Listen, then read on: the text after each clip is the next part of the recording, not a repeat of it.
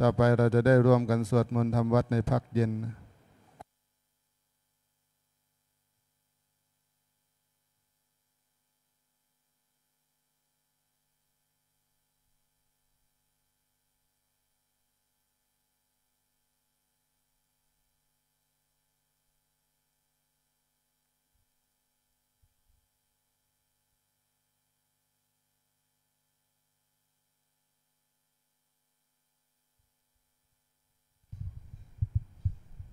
สมควรแก่เวลานิมนต์พระภิกษุสงฆ์เจริญพรแม่ชีโยคีคุกเข่ากราบพระพร้อมกัน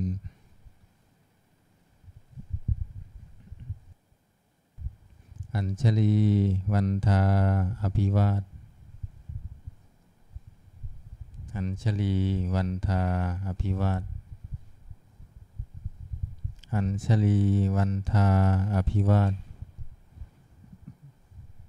อัญชลีวันทาอัญชลีขอโอกาสขออนุญาตครูบาอาจารย์พระมหาเถระพระเถรานุเถระพระมัชฌิมาพระนวากะแม่ชีโยคีในการเป็นต้นเสียงธรรมวัดเย็นในวันนี้เปิดหนังสือสวดมนต์แปลเล่มใหญ่ไปที่หน้าหนึ่ง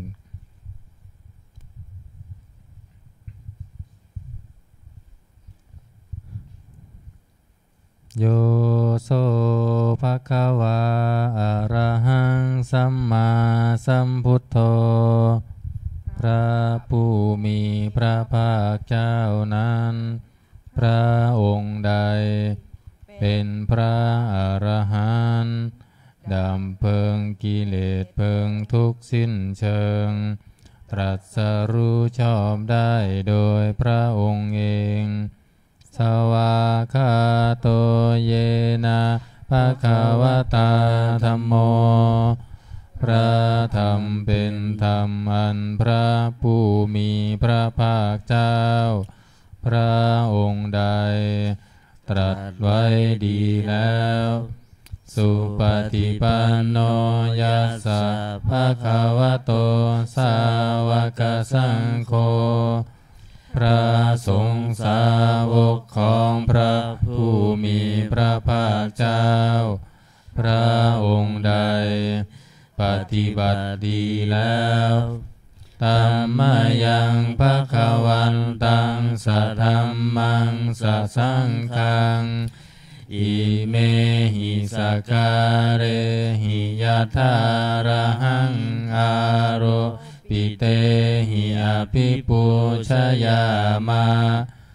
ข้าพระเจ้าทั้งหลายขอบูชาอย่างยิ่งซึ่งพระผู้มีพระภาคเจ้าพระองค์นั้นพร้อมทางพระธรรมและพระสงฆ์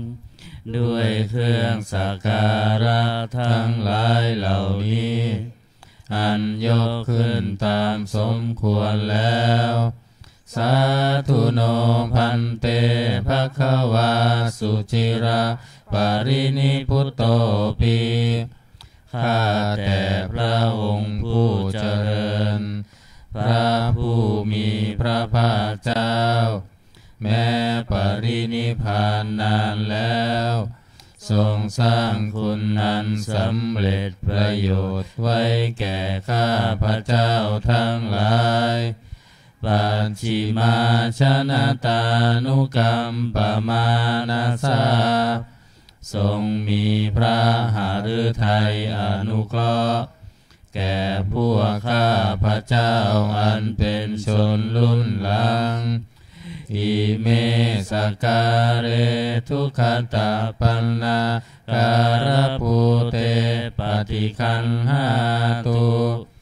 ขอพระผู้มีพระภาคเจ้าจงรับเครื่องสักการะอันเป็นบรรณาการของคนยากทั้งหลายเหล่านี้อัมหากังทีคารตังหิตายะสุขายะเพื่อประโยชน์และความสุขแก่ข้าพระเจ้าทั้งหลายตลอดกาลนานเทอญอะระหังสัมมาสัมพุทโธภควาพ พระผู้มีพระภาคเจ้าเป็นพระอรหันต์ดับเพลิงกิเลสเพลิงทุกข์สิ้นเชิงตรัสรู้ชอบได้ด้วยพระองค์เองพุทธังภควันตังอภิวาเทมิข้าพระเจ้าอภิวาทพระผู้มีพระภาคเจ้าผู้รู้ผู้ตื่นผู้เบิกบานสวากขาโตภควตาธัมโมพระธรรมเป็นธรรมที่พระผู้มีพระภาคเจ้าตรัสไว้ดีแล้ว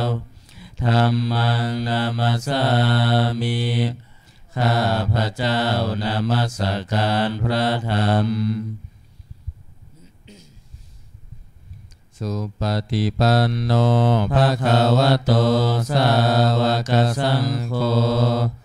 พระสงฆ์สาวกของพระผู้มีพระภาคเจ้าปฏิบัติดีแล้วสังฆังนามามิข้าพระเจ้านอบน้อมพระสงฆ์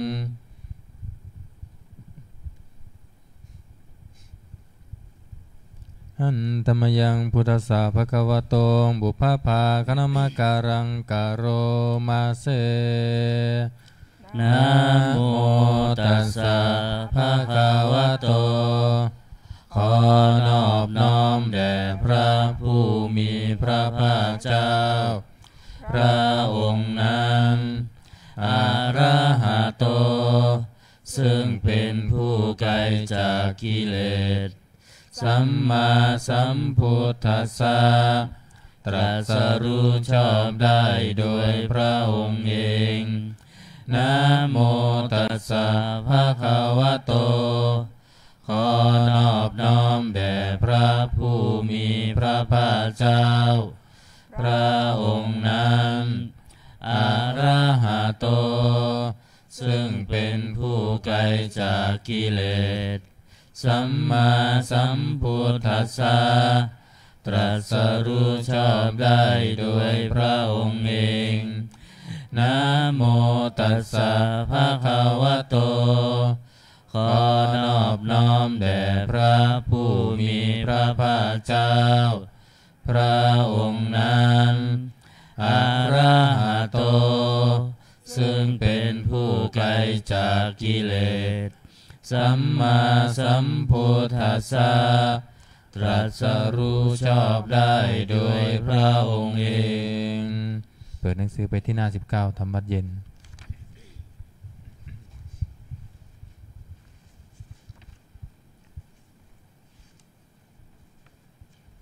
หน้า19นะ19ธรรมวัดเย็นหันธรรมยังพุทธานุสตินายังกโรมาเสตังโคปานาภควันตังเอวังกัลยาโนกิตติสัทโธอภุคโตก็กิตติศักดิ์อันงามของพระผู้มีพระภาคเจ้านั้นได้ฟุ้งไปแล้วอย่างนี้ว่าอิติปิโสภควาเพราะเหตุอย่างนี้พระผู้มีพระภาคเจ้านั้นอรหังเป็นผู้ไกลจากกิเลสสัมมาสัมพุทโธเป็นผู้ตรัสรู้ชอบได้โดยพระองค์เองวิชาจารณะสัมปันโนเป็นผู้ถึงพร้อมด้วยวิชาและจารณะสุขโตเป็นผู้ไปแล้วด้วยดีโลกวิทูเป็นผู้รู้โลกอย่างแจ่มแจ้งอนุตตโรปุริสธรรมสารถี เป็นผู้สามารถฝึกบุรุษที่สมควรฝึกได้อย่างไม่มีใครยิ่งกว่าสัทธาเทวมนุษย์สานังเป็นครูผู้สอนของเทวดาและมนุษย์ทั้งหลายพุทโธเป็นผู้รู้ผู้ตื่นผู้เบิกบานด้วยธรรมภควาติเป็นผู้มีความจำเริญจำแนกธรรมสั่งสอนสัตว์ดังนี้อันตมยังพุทธาภิกิติงกโรมาเสพุทธวาลาหันตาวรตาภิกขุนาภิยุโตพระพุทธเจ้าประกอบด้วยคุณมีความประเสริฐแห่งอรหันตคุณเป็นต้นสุทาภิญาณการุณาอิสมาคตโตพระองค์อันประกอบด้วยพระญาณและพระกรุณาอันบริสุทธิ์โพเทสิโยสุชนะตังกามรังวสุโรพระองค์ใดทรงกระทำชนที่ดีให้เบิกบานดุจนาทิตทำบัวให้บานวันธามหังตามรนังศีลสาชิเนทัง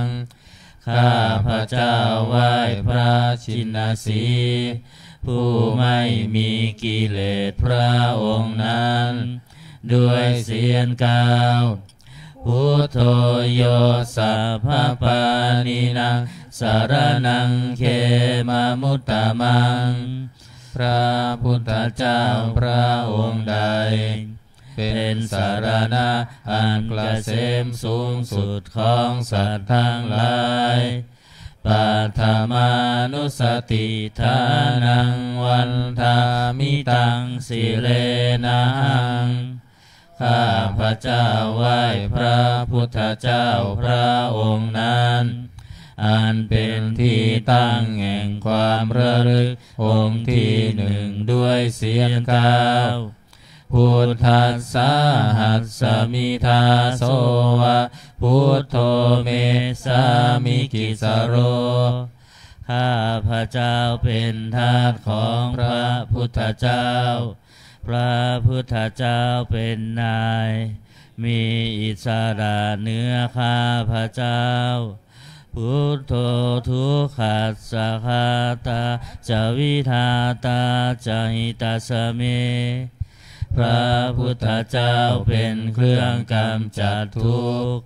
และทรงไว้ซึ่งประโยชน์แก่ข้าพระเจ้าพุทธัสสะหังนิยาเทมิสรีรันชีวิตันจิทังข้าพระเจ้ามอบกายถวายชีวิตนี้แด่พระพุทธเจ้าวันหันโตหังจริสามิพุทธเสวสุโพธิตังข้าพระเจ้าผู้ไหวอยู่จากพระพฤติธรรมซึ่งความตรัสรู้ดีของพระพุทธเจ้านาทิเมสารนังอัญญังพุทโธเมสารนังวรังสารณะอื่นของข้าพระเจ้าไม่มีพระพุทธเจ้าเป็นสารณะอันประเสริฐของข้าพระเจ้าเอเตนะสัจจวัชเชนะวัตตยังสันทุสาสเนด้วยการกล่าวคำสัตย์นี้ข้าพระเจ้าพึงเจริญในพระศาสนาของพระศาสดาพุทธังเมวันธมาเนนะยังปุญญังปสุตังอิทาข้าพระเจ้าผู้ไหวอยู่จากพระพุทธเจ้าได้ขวนขวายบุญใดในบัดนี้ส สัพเพปิอันตรายามิมเหสุตัสสะเตชะสาอันตรายทั้งปวงอย่าได้มีแก่ข้าพเจ้าด้วยเดชแห่งบุญนั้นกายเยนะวาจายะวะเจตัสสาวาด้วยกายก็ดีด้วยวาจาก็ดีด้วยใจก็ดีพุทเทกุกัมมังปะกตังมายายังกรรมหน้าติเตียนอันใดที่ข้าพเจ้ากระทำแล้วในพระพุทธเจ้าพุทโธปฏิคันหาตัวอัจฉยันตังขอพระพุทธเจ้าจงงดซึ่งโทษล่วงเกินอันนั้นการันตะเรสังวริตุงวพุทเทเพื่อการสำรวมระวังในพระพุทธเจ้าในการต่อไป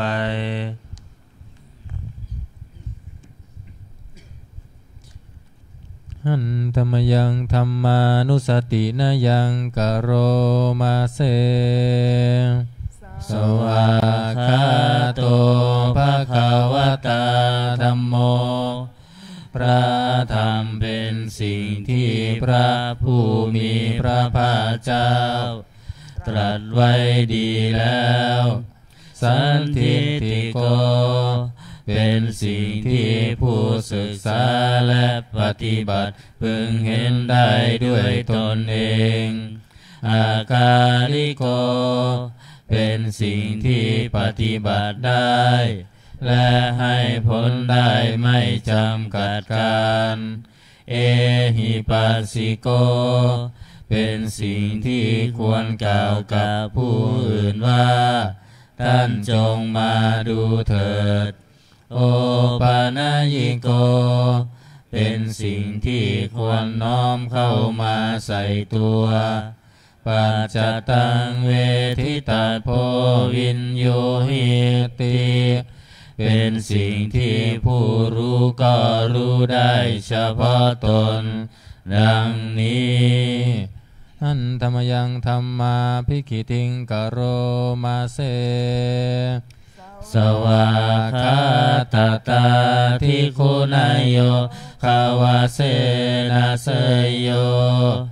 พระธรรมเป็นสิ่งที่ประเสริฐเพราะประกอบด้วยคุณคือความที่พระผู้มีพระภาคเจ้าตรัสไว้ดีแล้วเป็นต้นโยมัคคัมปากัปปริยัติวิโมกขเพโทเป็นธรรมอันจำแนกเป็นมรรคผลปริยัติและนิพพานธัมโมกุโลกปัตตนาตถาธาริธารีเป็นธรรมทรงไว้ซึ่งผู้ทรงธรรมจากการตกไปสู่โลกที่ชั่ววันหามหังตามหารังวรธรรมเมตังข้าพเจ้าไหว้พระธรรมอันประเสริฐนั้นอันเป็นเครื่องขจัดเสียซึ่งความมืดธัมโมโยสัพพปานินังสรณังเขมามุตตมังพระธรรมใดเป็นสารณะอันเกษมสูงสุดของสัตว์ทั้งหลายทุติยานุสติทานังวันทามิตังสิเรนะหังข้าพเจ้าไหว้พระธรรมนั้นอันเป็นที่ตั้งแห่งความระลึกองค์ที่สองด้วยเสียงกล่าวธัมมัสสาหัสสมิทาโสวะธัมโมเมสามิกิสโรข้าพเจ้าเป็นทาสของพระธรรมพระธรรมเป็นนายมีอิสระเหนือข้าพเจ้าธัมโมทุกขัสสะคาตาจะวิทาตาจะหิตัสสะเมพระธรรมเป็นเครื่องกำจัดทุกข์และทรงไว้ซึ่งประโยชน์แก่ข้าพเจ้า ธัมมัสสาหังนิยาเทมิสรีรันชีวิตันจิตังข้าพระเจ้ามอบกายถวายชีวิตนี้แด่พระธรรมวันทันโตหังจาริสามิธัมมัสเสวสุธัมมตังข้าพระเจ้าผู้ไหวอยู่จากประพฤติตามซึ่งความเป็นธรรมดีของพระธรรมนาทิเมสรนังอัญญังธัมโมเมสรนังวรังสารณะอื่นของข้าพระเจ้าไม่มีพระธรรมเป็นสารณะอันประเสริฐของข้าพระเจ้าเอเตนะสัจจวัชเชนะวัตตยังสัทธุสาสเนด้วยการกล่าวคำสัตย์นี้ข้าพระเจ้าพึงเจริญในพระศาสนาของพระศาสดาธัมมังเมวันธรรมาเนนะยังปุญญังปสุตังอิทาข้าพระเจ้าผู้ไหวอยู่ซึ่งพระธรรมได้ขวนขวายบุญใดในบัดนี้สัพเพปิอันตรายาเมมเหสุงตัสสะเตชะสาอันตรายทั้งปวงอย่าได้มีแก่ข้าพระเจ้าด้วยเดชแห่งบุญนั้นกายเยนะวาจายวเจตสาวาด้วยกายก็ดีด้วยวาจาก็ดีด้วยใจก็ดีธัมเมกุกัมมังปะกตังมายายังกรรมหน้าติเตียนอันใดที่ข้าพระเจ้ากระทำแล้วในพระธรรมธัมโมปฏิคังหาตัวอัจฉยังตังขอพระธรรมจงงดซึ่งโทษล่วงเกินนั้นการันตะเรสังวริตุงวธัมเมเพื่อการสำรวมระวังในพระธรรมในการต่อไป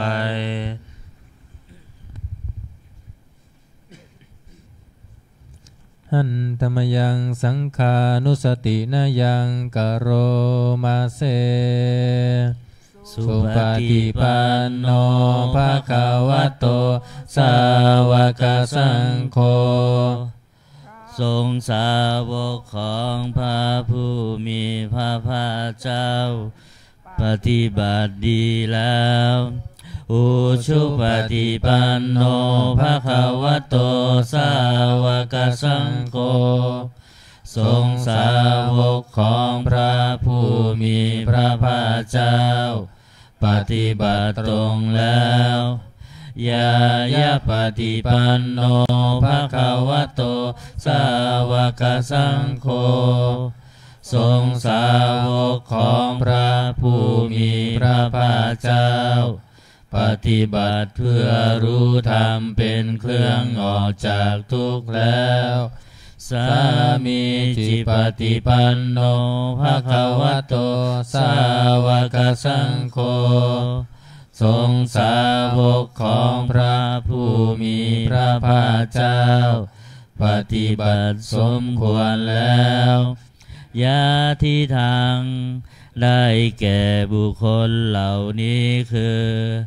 จัตตาริปุริสายุคานิอัตถปุริสาบุคลาคู่แห่งบุรุษสี่คู่นับเรียงตัวบุรุษได้8บุรุษเอสะภะคะวะโตสาวกสังโฆนั่นแหละสงฆ์สาวกของพระผู้มีพระภาคเจ้าอาหุนายโยเป็นสมควรแก่สักการะที่เขานำมาบูชาปาหุนายโยเป็นสมควรแก่สักการะที่เขาจัดไว้ต้อนรับทักขินายโยเป็นผู้ควรรับทักษิณาทานอัญชลีกรณิโย เป็นผู้ที่บุคคลทั่วไปควรทำอัญชลีอนุตตรังปุญญเกตังโลกัสสติเป็นเนื้อนาบุญของโลกไม่มีนาบุญอื่นยิ่งกว่าดังนี้อันตมยังสังฆาภิกิติงกโรมาเสสัทธรรมโชสุปฏิปฏิคุณาติยุโตพระสงฆ์ที่เกิดด้วยพระสัทธรรมประกอบด้วยคุณมีความปฏิบัติดีเป็นต้นโยทัพพิโตอริยบุคลสังฆเสโทเป็นหมู่แห่งพระอริยบุคคลอันประเสริฐ8 จำพวกศีราทิธรรมภาวราสยกายจิตโตมีกายและจิตอันอาศัยธรรมมีศีลเป็นต้นอันบวรวันธามหังตามริยานาคนังสุสุทังข้าพระเจ้าไหว้หมู่แห่งพระอริยเจ้าเหล่านั้นอันบริสุทธิ์ด้วยดีสังโฆโยสัพพปานินังสารนังเขมามุตตมังพระสงฆ์หมู่ใดเป็นสารณะอันเกษมสูงสุดของสัตว์ทั้งหลายตติยานุสติทานังวันทามิตังสิเรนะหังข้าพระเจ้าไหว้พระสงฆ์หมู่นั้นอันเป็นที่ตั้งแห่งความระลึกองค์ที่3ด้วยเสียง9สังคัสสหัสสมิทาโสสังโฆเมสามิกิสโรข้าพระเจ้าเป็นทาสของพระสงฆ์พระสงฆ์เป็นนายมีอิสระเหนือข้าพระเจ้าสังโฆ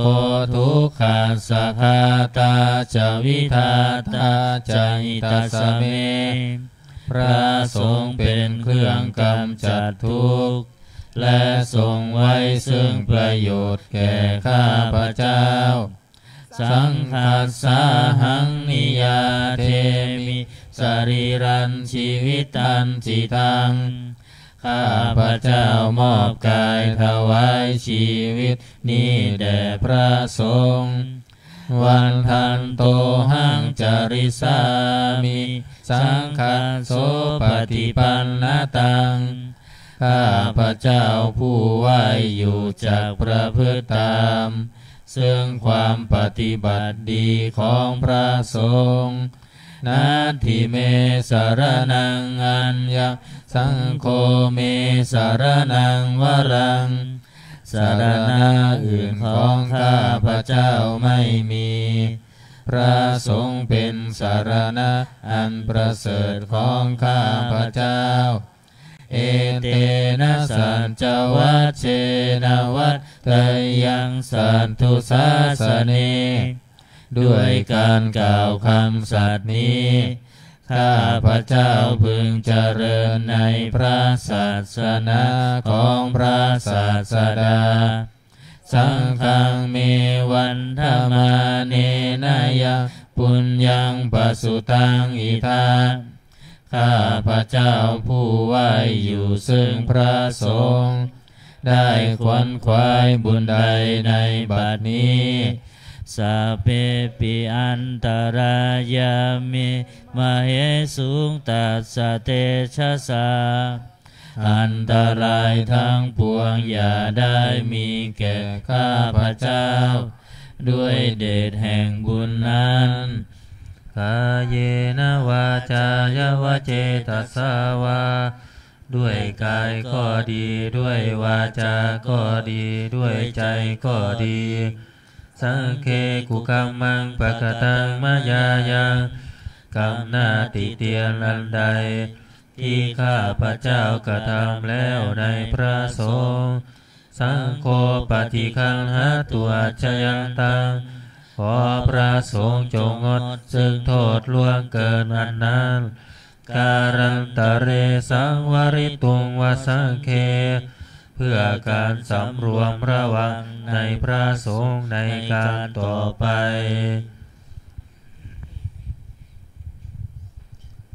เปิดหนังสือไปที่หน้า38โอวาทปาติโมกข์หน้า38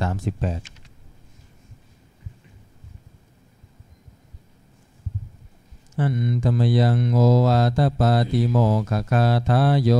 ภานามาเสสัพพะปาปัสสะอาการนัง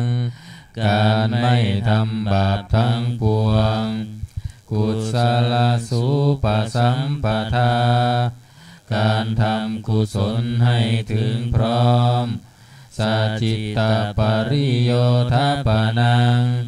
การชำระจิตของตนให้ขาวรอบเอ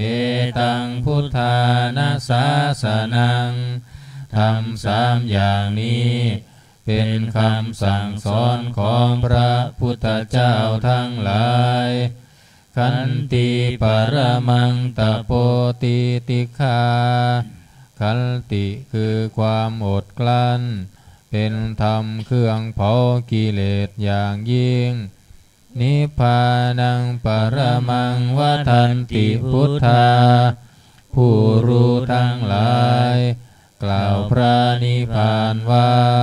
เป็นธรรมอันยิ่งนาหิปภาชิโตปรูปคาติผู้กำจัดสัตว์อื่นอยู่ไม่ชื่อว่าเป็นบรรพชิตเลยสามโนโหติปรังวิเหทยันโต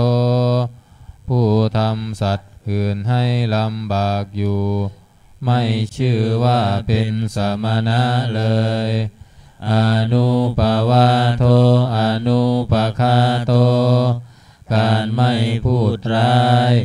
การไม่ทำร้ายปาติโมกเขจะสังวโรการสำรวมในปาติโมกข์มัตตัญญุตาจะภัตตัสมิงความเป็นผู้รู้ประมาณในการบริโภคปันตัญจะสยนาสนังการนอนการนั่งในที่อันสงัดอาทิจิเตจะอาโยโคความหมั่นประกอบในการทำจิตให้ยิ่งเอตังพุทธานาสาสนังทำ6อย่างนี้เป็นคำสั่งสอนของพระพุทธเจ้าทั้งหลายเปิดมาหน้า27นะ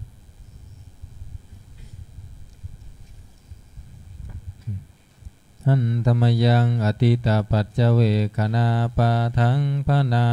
มาเส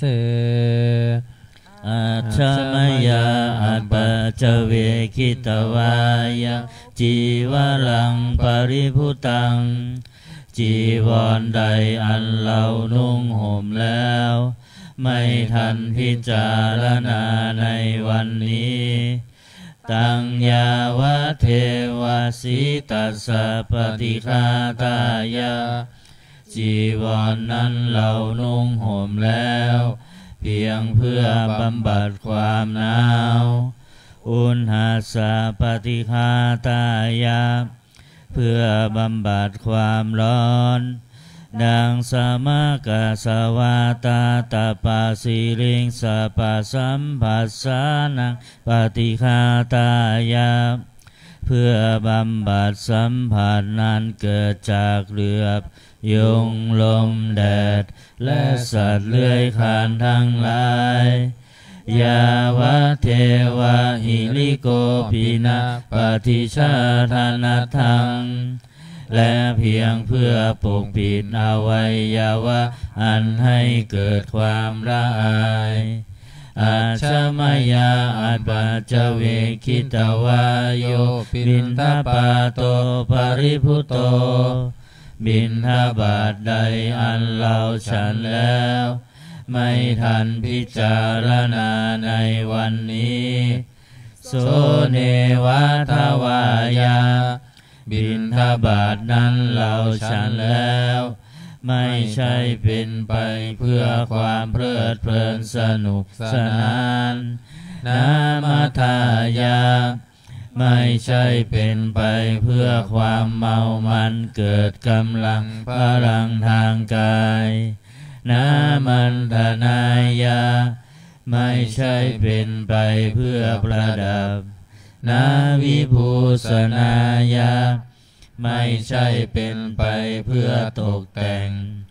ยาวะเทวะอิมัสสกายสัทธิติยาแต่ให้เป็นไปเพื่อความตั้งอยู่ได้แห่งกายนี้ยาปนายาเพื่อความเป็นไปได้ของอัตภาพวิหิงสุปรติยาเพื่อความสิ้นไปแห่งความลำบากทางกายพระมจริยานุคาหายาเพื่ออนุเคราะห์แก่การประพฤติพรหมจรรย์อิติปุรานันจะเวทนังปฏิหังคามิด้วยการทำอย่างนี้เราย่อมระงับเสียได้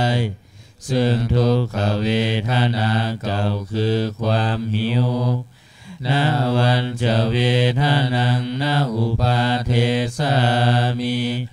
และไม่ทำทุกขเวทนาไม่ให้เกิดขึ้นยาตราจะเมภวิสติอนวัชชตาจะพาสุวิหารจาติอันหนึ่งความเป็นไปโดยสะดวกแห่งอัตภาพนี้ด้วยความเป็นผู้หาโทษมิได้ด้วยและความเป็นอยู่โดยผาสุกด้วยจะมีแก่เราดังนี้อาชมายาอปัจเจเวคิตวายังเสนาสนังปริพุตังเสนาสนะใดเราใช้สอยแล้วไม่ทันพิจารณาในวันนี้ทังยาวะเทวสิตัสสะปฏิฆาตายะเสนาสนะนั้นเราใช้สอยแล้วเพียงเพื่อบำบัดความหนาวอุณหัสสะปฏิฆาตายะเพื่อบำบัดความร้อนดังสมากาสวาตาตาปสิริงสัพพสัมผัสสานังปฏิฆาตายะเพื่อบำบัดสัมผัสนั้นเกิดจากเรือบยุงลมแดดและสัตว์เลื้อยคลานทั้งหลายยาวะเทวะอุตุปาริสยวิโนทานังปฏิสันลานารามัทธังเพียงเพื่อบรรเทาอันตรายอันพึงมีจากดินฟ้าอากาศและเพื่อความเป็นผู้ยินดีอยู่ได้ในที่หลีกเล่นสำหรับภาวนาอาชมายาอัปปัจเจเวคิตวายโยคิรานะปัจจยาเพสัชชะปริคาโรปริพุโตคิรานะเพสัชบริขารใดอันเราบริโภคแล้วไม่ทันพิจารณาในวันนี้โสยาวะเทวะอุปปันนานังไวยาปาทิกานังเวทนานังปฏิฆาตายะคิรานะเพสัชบริขารนั้นเราบริโภคแล้วเพียงเพื่อบำบัดทุกขเวทนาอันบังเกิดขึ้นแล้วมีอาพาธต่างๆเป็นมูลอาพยาปัจจปรมตายาติเพื่อความเป็นผู้ไม่มีโรคเบียดเบียนเป็นอย่างยิ่งดังนี้ หันธรรมยังอุทิศนาทิฏฐานาคาทาโยพานามาเสอิมินาปุญญากรรมเมนะด้วยบุญนี้อุทิศให้อุปัชฌายาคุณุตลาอุปัชฌาย์ผู้เลิศคุณ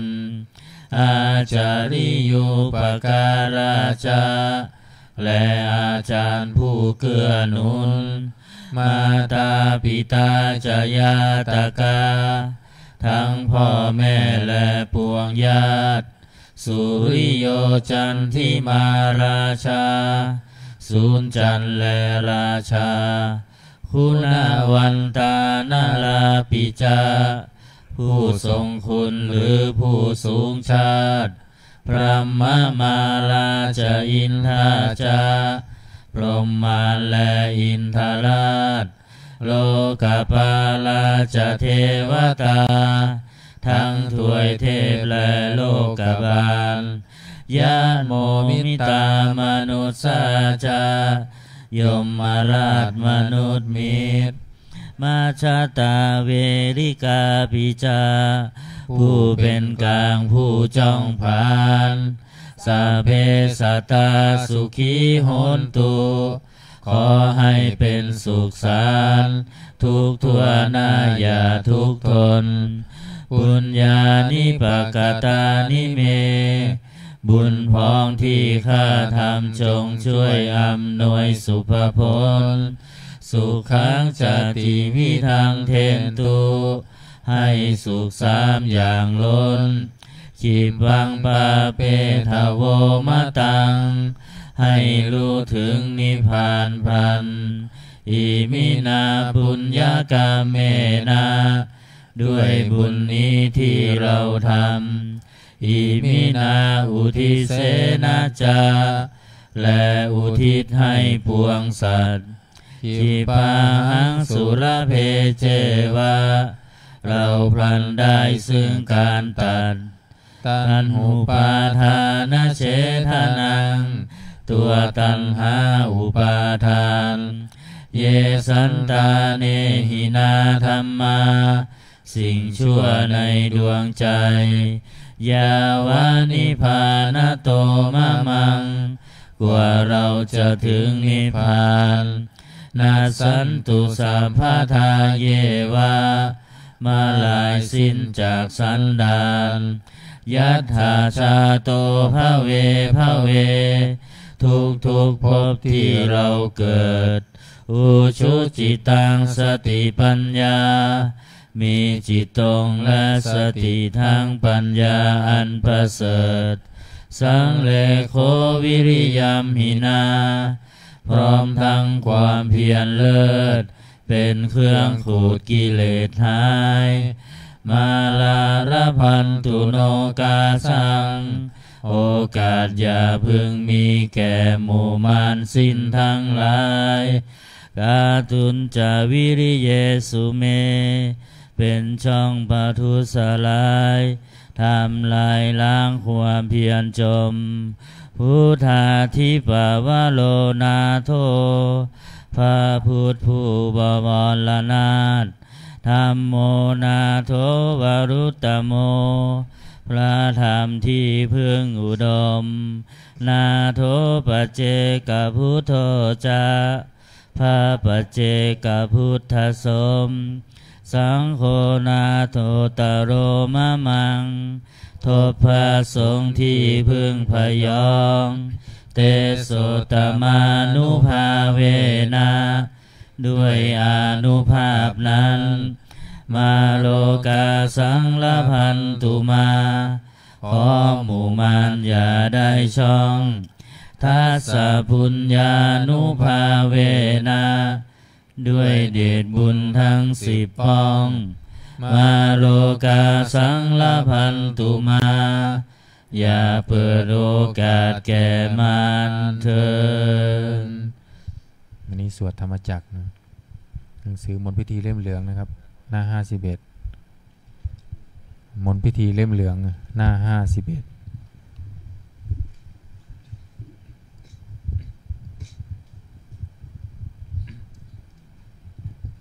นะโมตัสสะภะคะวะโตอะระหะโตสัมมาสัมพุทธัสสะนะโมตัสสะภะคะวะโตอะระหะโตสัมมาสัมพุทธัสสะนะโมตัสสะภะคะวะโตอะระหะโตสัมมาสัมพุทธัสสะพุทธังสรณังคัจฉามิธัมมังสรณังคัจฉามิสังฆังสรณังคัจฉามิทุติยาปิพุทธังสรณังคัจฉามิทุติยามปิธัมมังสรณังคัจฉามิทุติยามปิสังฆังสรณังคัจฉามิตติยามปิพุทธังสรณังคัจฉามิตติยามปิธัมมังสรณังคัจฉามิตติยามปิสังฆังสรณังคัจฉามิหน้า86ธรรมจักร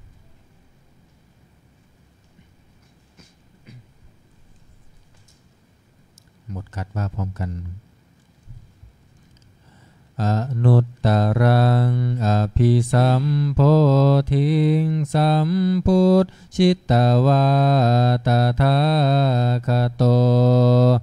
ปัฏฐมังยังอเทเสสีธรรมจักกังอนุตตรังสัมมาเทวะปวัลเตนโตโลเกอัมปันติวันติยังยัตถาตาอุโพอันตาปฏิปฏิจามัชฌิมาจตุสวาริยสัจเจสุวิสุตตังญาณทัสสนังเทสิตังธรรมราเชนะสัมมาสัมโพธิกิตตานังนาเมนาวิสุตตังสุตตังธรรมจักกังปวันตานังเวยากรณปาเทนะสังคิตันตัมภนามาเสเอวเมสุตังเอกังสมายังภัคควาภาราณาสิยังวิหารติอิสิปัตตะเนมิคทาเยตาระโคภัคควาปัญจวัคคีเยภิกขุอามันเตสิทาเวเมภิกขเวอันตาปัปภชิเตนะนาเสวิตัปพาโยจายังกาเมสุกามาสุขันลิกานุโยโคหิโนคัมโมโปทุตชนิโกอนาริโยอนันทสันหิโตโย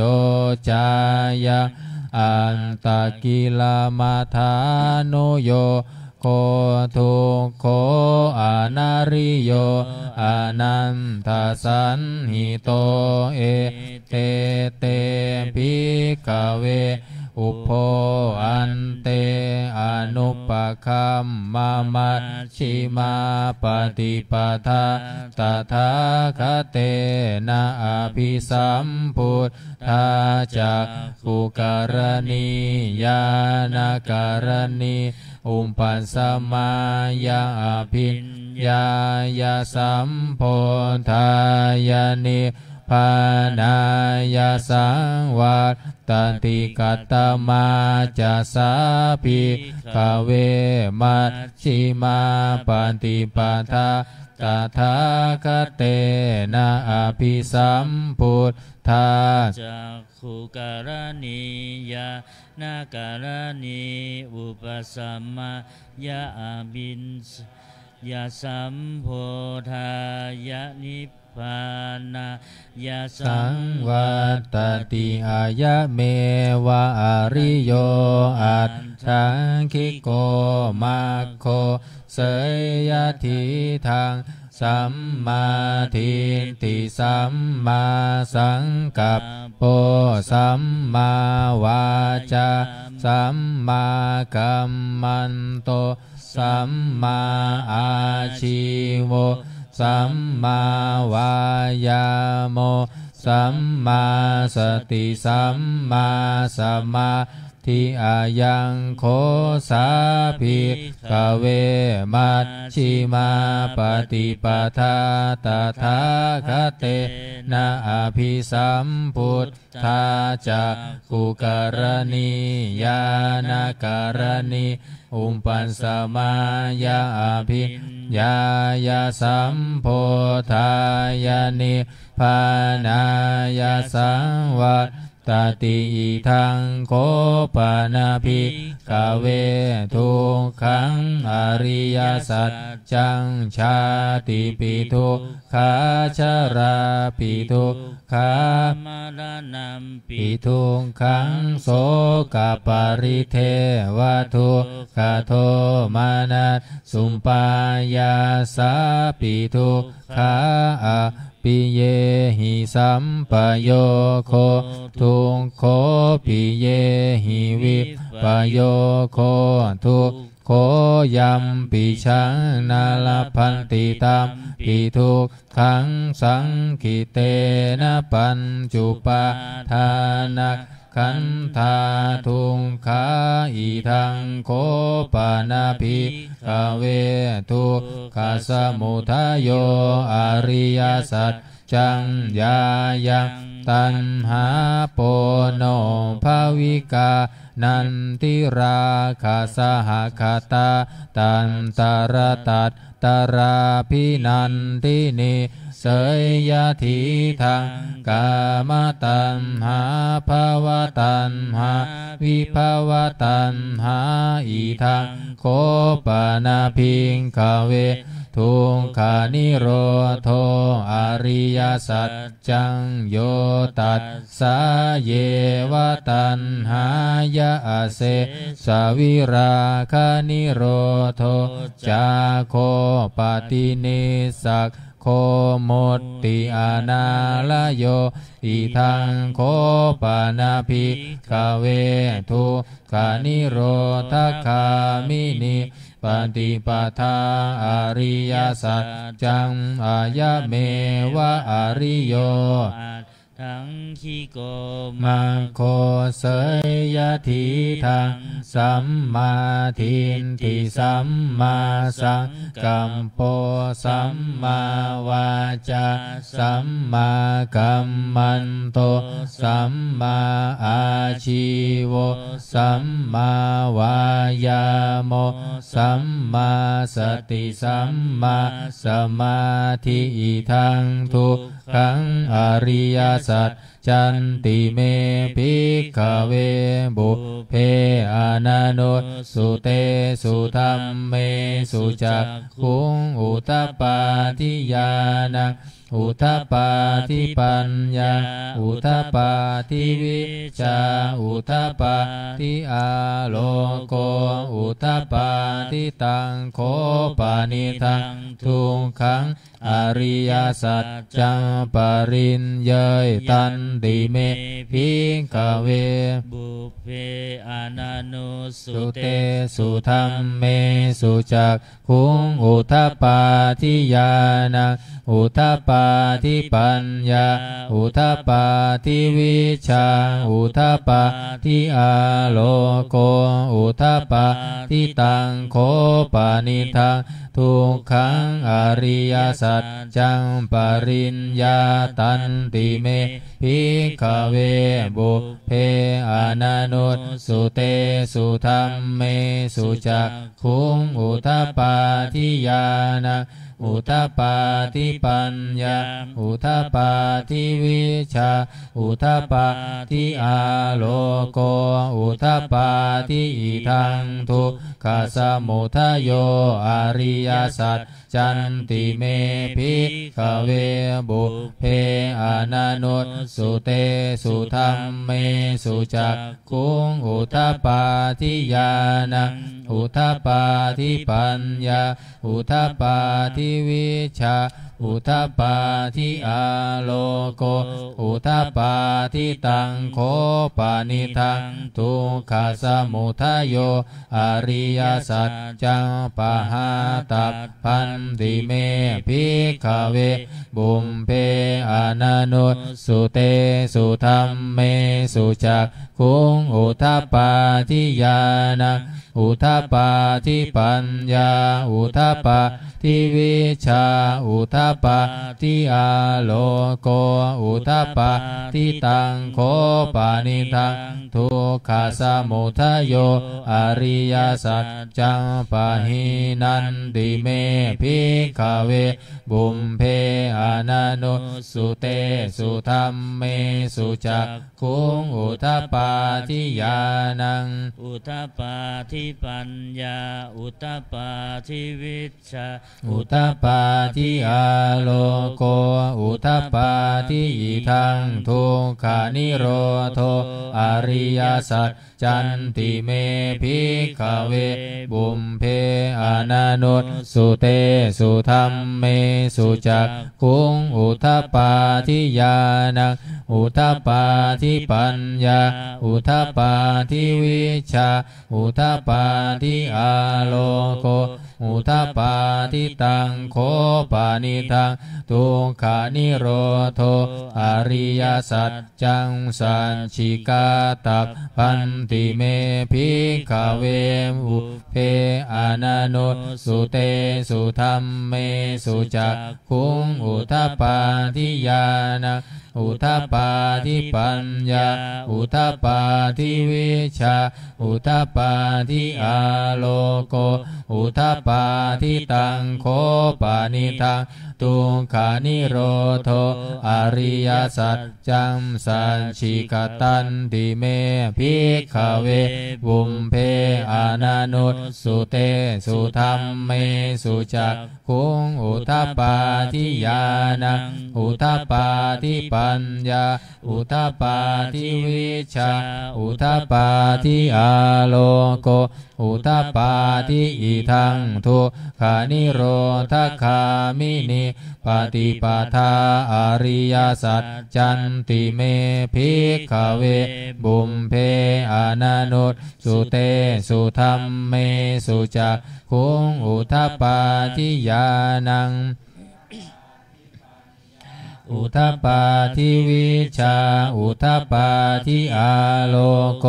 อุทธัปปาทิตังโคปานิทังทุกขานิโรธคามินิปฏิปทาอริยสัจจังภาเวตัพพันติเมภิกขเวบุพเพอนันุตสุเตสุธัมเมสุจักขุงอุทธัปปาทิญาณอุทธัปปาทิปัญญาอุทธัปปาทิวิชาอุทธัปปาทิอาโลโกอุทธัปปาทิตังโคปานิทังทุกขานิโรธคามินิปฏิปทาอริยสัจจังภาวิตันติเมภิกขเวบุพเพอนันุตสุเตสุธัมเมสุจักขุงอุทธัปปาทิญาณ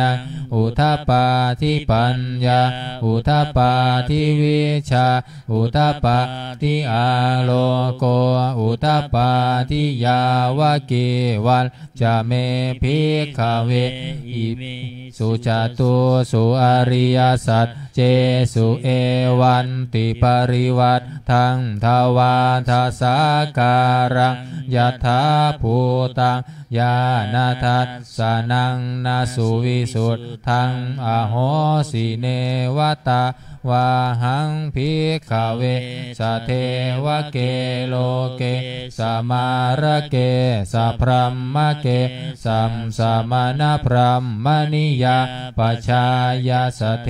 วมนุษย์สายาอนุตตรังสัมมาสัมโพธิอภิสัมพุทโธปัญจัญญาสิงยโตจะโคเมภิกขเวอิเม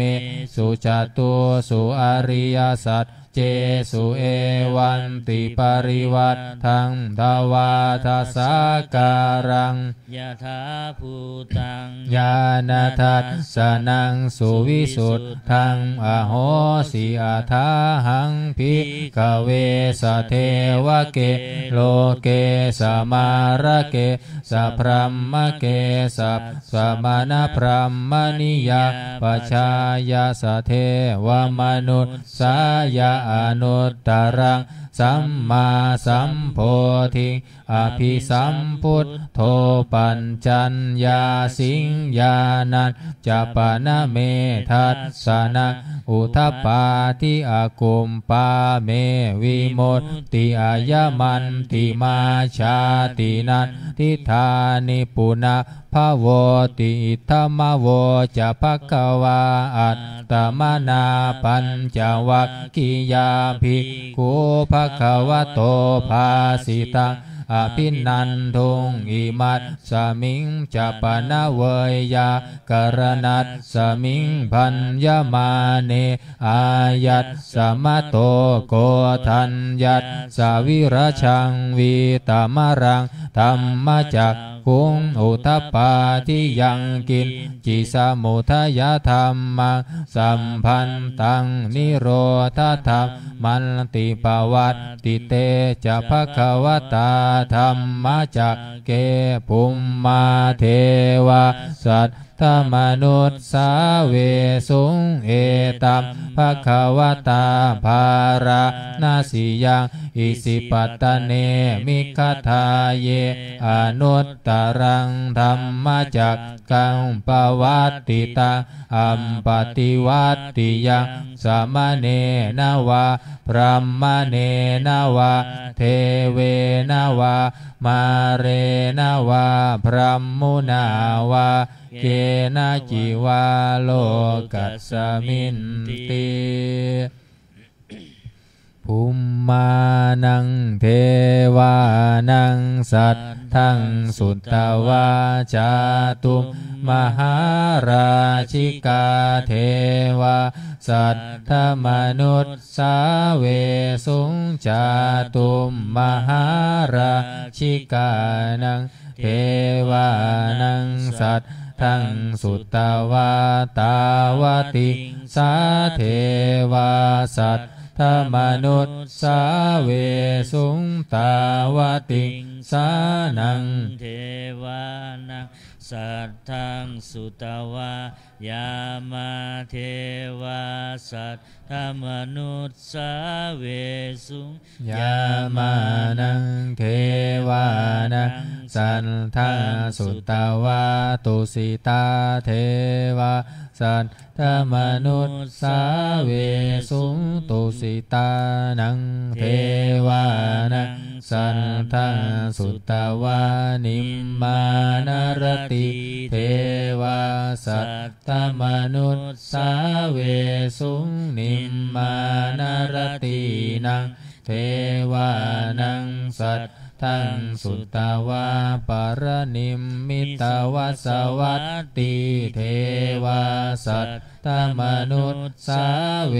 สุงปรนิมมิตวัสวัตตินังเทวานังสันทังสุตตวาพรหมปริสัทชาเทวาสัตถ ธมนุษสาเวสุงพรหมปริสัทชานังเทวานังสันทังสุตตวาพรหมปโรหิตาเทวาสัทธมนุษสาเวสุงพรหมปโรหิตานังเทวานังสันทังสุตตวามหาพรหมเทวาสัทธมนุษสาเวสุงมหาพรหมานังเทวานังสัททังสุตตวาปริตาภาเทวาสันธมนุษสาเวสุงปริตาภานังเทวานังสันทังสุตวะอัตตปานาภาเทวาสัทธมนุษสาเวสุงอัปปมานาภานังเทวานังสันทังสุตตวาอาภัสสราเทวาสัทธมนุษสาเวสุงอาภัสสรานังเทวานังสัทธังสุตตวาปริตาสุภาเทวาสันธมนุษสาเว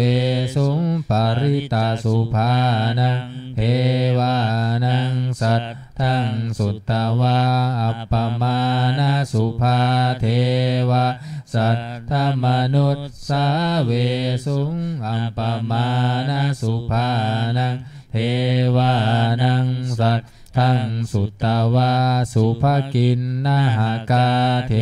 วาสัทธมนุษสาเวสุงสุภกินนาหากานังเทวานังสัทธังสุตตวาเวหัพพลาเทวาสัทธมนุษสาเวสุงเวหัพพลานังเท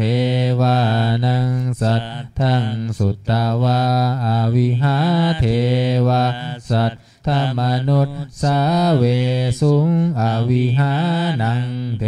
วานังสัทธังสุตตวาอัตตปาเทวาสัทธมนุษสาเวสุงอัตตปานังเทวานังสัทธังสุตตวาสุทัสสะเทวาสัทธมนุษสาเวสุงสุทัสสะนังเทวานังสัทธังสุตตวาสุทัสสีเทวาสัทธมนุษสาเวสุงสุทัสสีนังเทวานังสันทังสุตตวาอากานิทากาเทวาสัทธมนุษสาเวสุงเอตัมภควตาภาราณสิยาอิสิปัตตเนมิคทาเยอนุตตรังธัมมจักกังปวัตติตังอัมปติวัตติยังสามเณนวาพรหมเณนวาเทเวนวามาเรนวาพรหมุนาวาเกนะจิวาโลกัสสมินติอิติหะเตนะคะเนนะเตนะโมดโหดเตนะยาวะพระมาโลกาสัทโธอัพพุทธันชิอายัญจัตถัสสะสหสีโลกาธาตุสังกัมปิสัมปะกัมปิสัมปะเวทิอัปปมาโนจะโอลาโลโอภาโสโลเกปาตุระโหสิอาติกัมเมวะเทวานังเทวานุภาวังอัตตโคภควาอุทานังอุทาเนสิอัญญาสิวัตโพโกทันโยอัญญาสิวัตโพโกทันโยติติหิทังอายัสสะมะโตโกทันยัสสะอัญญาโกทันโยตเววนามัง อาโหสิติ133มงคลจักรวาลน้อย133สัพพพุทธานุภาเวนะสัพพธรรมานุภาเวนะสัพพสังฆานุภาเวนะพุทธรัตนะธัมมรัตนะสังฆรัตนังตินังรัตนานังอนุภาเวนะจตุราสิติสหสัทธัมมัคคันธานุภาเวนะปิตากัตตายานุภาเวนะชินนาสาวกานุภาเวนะสัพเพเตโรคาสัพเพเตพยาสัพเพเตอันตรายาสัมเพเตอุปัฏฐวาสัพเพเตทุนนิมิตตาสัพเพเตอวมังคาราวินันสันตุอายุวัฏโกธนวัฏโกสิริวัฏโกยัสสวัฏโกภาลวัฏโกวันนาวัฏโกสุขวัฏโกโหตุสัพพทาทุงคโรภคยาเวลาโสกาสัตตุจุปันทวาเนกาอันตรายาปิวินัสสันตุจเตสัสสะชยสิทธิธานังลาภังโสทิภคยังสุขังพลังสิริอายุจวันโนจะโพคะวุนทีจะยัสสวะสันตวัสสาจะอายุจะชีวสิทธิภวันตุเตภวันตุสัพพมังคารังลักขันตุสัพพเทวตาสัพพธรรมานุภาเวนัสสัทธาโสทิภวันตุเตภวันตุสัพพมังคารังลักขันตุสัพพเทวตาสัพพธรรมานุภาเวนัสสัทธาโสทิภวันตุเตภวันตุสัพพมังคารังลักขันตุสัพพเทวตาสัพพสังฆานุภาเวนัสสัทธาโสทิภวันตุเตครับการทำวัดเย็นก็จบเพียงเท่านี้ครับทำต่อไปจะได้เจริญจิตตภาวนาทำสมาธิสักครู่แล้วก็แผ่เมตตาพร้อมกัน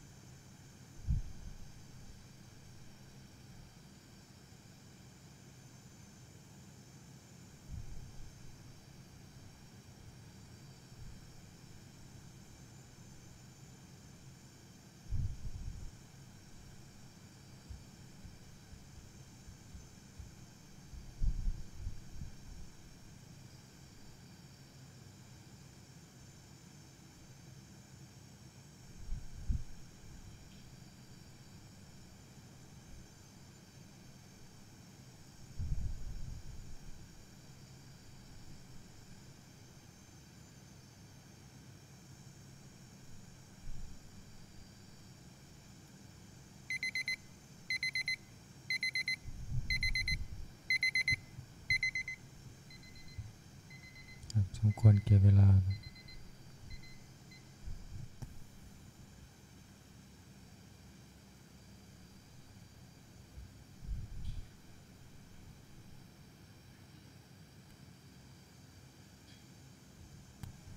นิมนต์พระภิกษุสงฆ์สามเณรเจริญพรแม่ชีโยคีเตรียมตัวกรวดน้ำแผ่เมตตาพร้อมกัน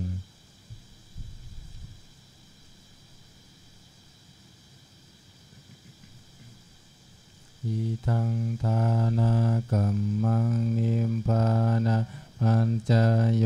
โหนตุโนนิจัง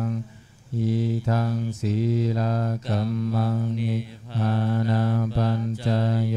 โหนตุโนนิจังอิทังภาวนาคัมมังนิพพานังปัญจโยโหนตุโนนิจัง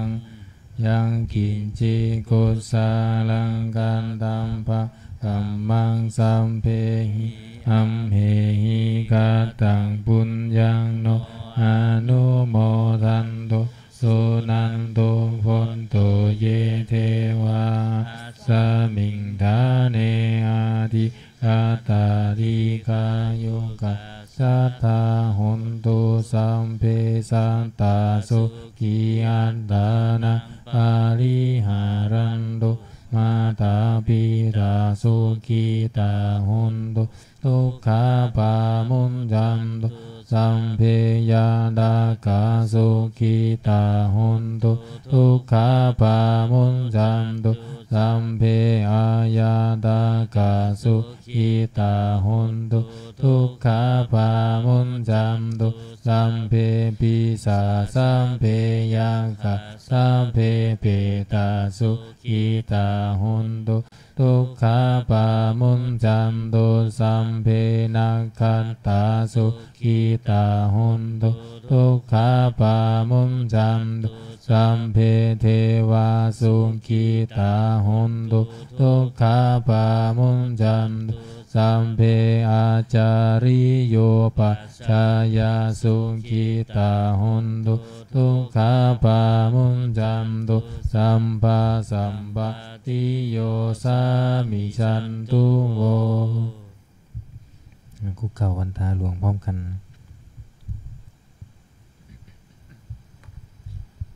วันทา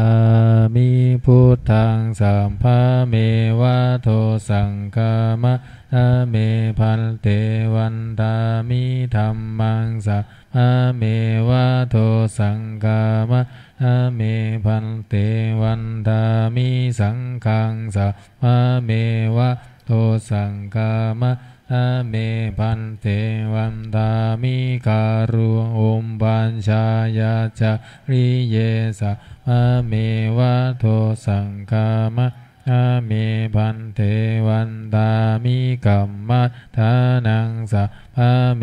วะโทสังฆามะนะเมพันเตวันทามิอาราเมพันทะสีมังสัพพะเมวะโทสังฆามะนะเมพันเตวันทามิเจติยังสัมปะสัมพัทธะเนสุปะทิทิตาสารีนะอาตุมหาโพธิพุทธารูปังสักกาลังสัทธานาคาโลเกเทวะโลเกพรหมโลเกจัมบุติเพลังกาทิสารีระธาตุโยเกสะธาตุโยอะระหันตะธาตุโยเจติยังกันทาคุณติจัตุราสีติสะนัสเสธัมมะพันเทสัมเพสัมปาละเจติยังอหังวันทามิสัมปัสโสอัญชลีวันทาอภิวาทอัญชลีวันทาอภิวาทอัญชลีวันทาอภิวาทอัญชลีวันทาอัญชลีก้มหมอบวันทาน้อยสาธุวันทา มิพันเตสัพพังอปาราตกามัตถเมพันเตมยะกตังปุญญังสามินาอนุโมทิตาภังสามินากตังปุญญังไมหังตาตาปังสาธุสาธุอนุโมทามิกราบลาพระรัตนตรัยพร้อมกันอะระหังสัมมาสัมพุทโธภะคะวาพุทธังภะคะวันตังอภิวาเทมิสวากขาโตภะคะวะตาธัมโมธัมมังนามัสสามิสุปฏิปันโนภะคะวะโตสาวกสังโฆสังฆังนามามิ